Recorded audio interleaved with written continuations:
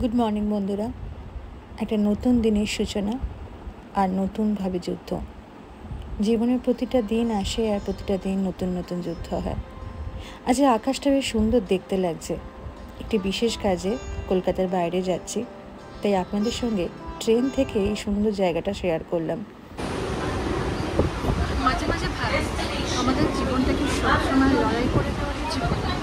প্রতিটা মানুষ সকালবেলা ঘুম থেকে উঠছে, নিজের রুজি রোজগারের জন্য ঘর থেকে বেরোচ্ছে।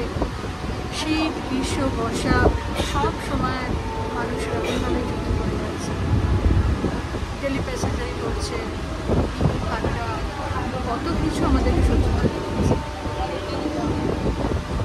প্রতি মুহূর্তে আমরা এরকমভাবে জীবনে লড়াই করে চলেছি।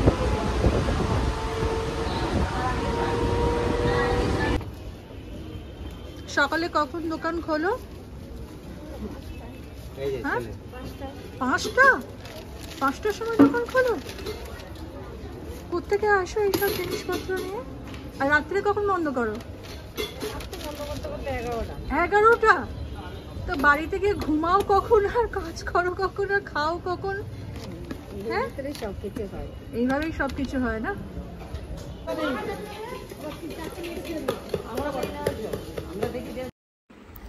এমন একটা সময় ছিল যখন মেয়েরা একা একা চায়ের দোকানে গিয়ে চাটাও খেতে পারতো না।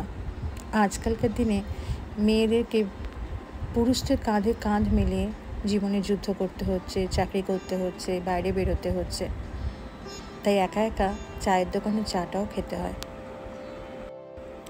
আজকে একটি বিশেষ কাজে আমি চুঁচুড়া শহরে এসেছিলাম।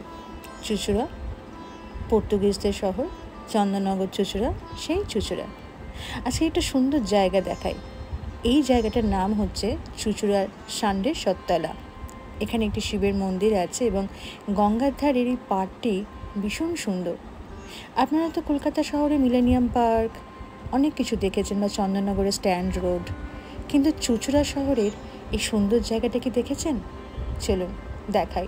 আচ্ছা, প্রচণ্ড জোরে হাওয়া দিচ্ছে, মেঘলা আকাশ, আর ঝিরঝির করে একটু বৃষ্টিও পড়ছে, যদিও অদ্ভুত সুন্দর লাগছিল, তাই আপনাদের সঙ্গে শেয়ার না করে থাকতে পারলাম না। জাস্ট ভিউটা একবার দেখুন। তো যেটা বলছিলাম, আজকালকার দিনে সম্পর্কগুলো ভীষণ ঠুনকো হয়ে গেছে। কাকে বিশ্বাস করবে? যাকে বিশ্বাস করবে সেখানেই মানুষ ঠকে যায়। আর যখন এই ঠকে যাওয়ার ব্যাপারটা হয়, মানুষ খুব সহজেই ডিপ্রেশনে চলে যায়। আসলে সমস্ত সম্পর্কগুলো না কতগুলো মেটেরিয়ালিস্টিক জিনিসের উপর দাঁড়িয়ে আছে। যে কোনো সম্পর্ক, যার জন্য খুব সহজেই ভেঙে যায়। যে চাহিদাগুলো থাকে, যে ডিমান্ডগুলো থাকে, সেগুলো যদি পূর্ণ না হয়, সেই সম্পর্কগুলো খুব তাড়াতাড়ি ভেঙেও যায়। জীবনে অনেক ক্ষেত্রে এরকম মনে হতে পারে যে সব কিছু ছেড়ে ছুড়ে চলে যাই, ভালো লাগছে না আর সংসার করতে, সংসারে থাকতে, কাজকর্ম, রোজকার এই প্রতিনিয়ত একটা চাপ, মানসিক চাপ, ওঠা পড়া। কিন্তু জানেন তো, পালিয়ে গিয়ে বা স্কিপ করে গিয়ে কোনো আলটিমেটলি লাভ নেই।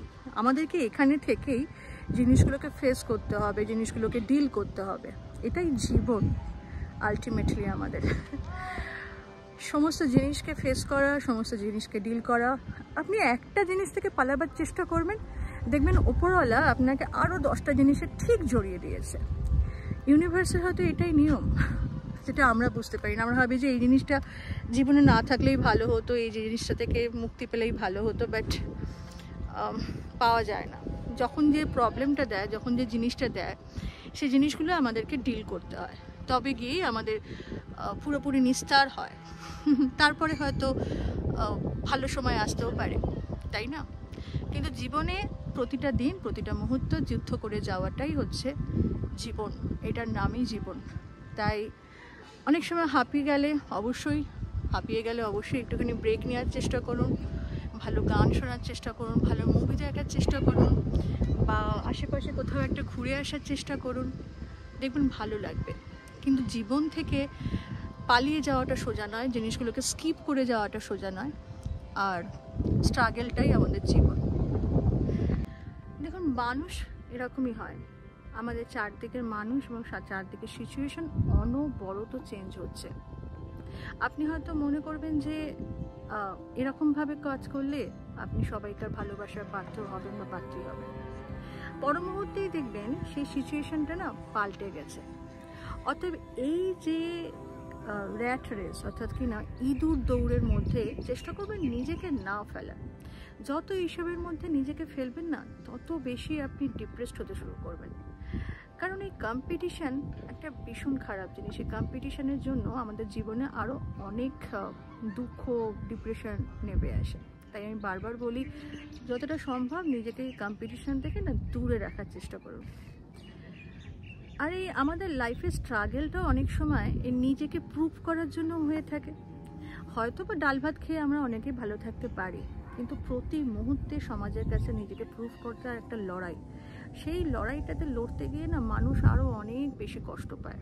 ওই যে অজান্তে নিজেরাই নিজেদের কষ্টটাকে ডেকে আনি।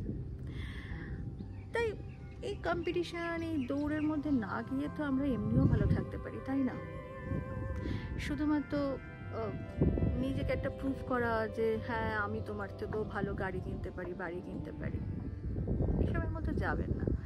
এসবের মধ্যে গেলে না আরও বেশি কষ্টটা বাড়ে। তো আজকের ব্লগ কেমন লাগলো? গঙ্গার ধারে দাঁড়িয়ে চেষ্টা করলাম দুটো কথা বলতে আপনাদের সাথে। হোপফুলি আপনাদের ভালো লেগেছে। যদি ভালো লাগে কমেন্টে জানাবেন, সাবস্ক্রাইব করবেন, লাইক করতে ভুলবেন না। আজকে আসি, সবাই খুব ভালো থাকবেন। টাটা।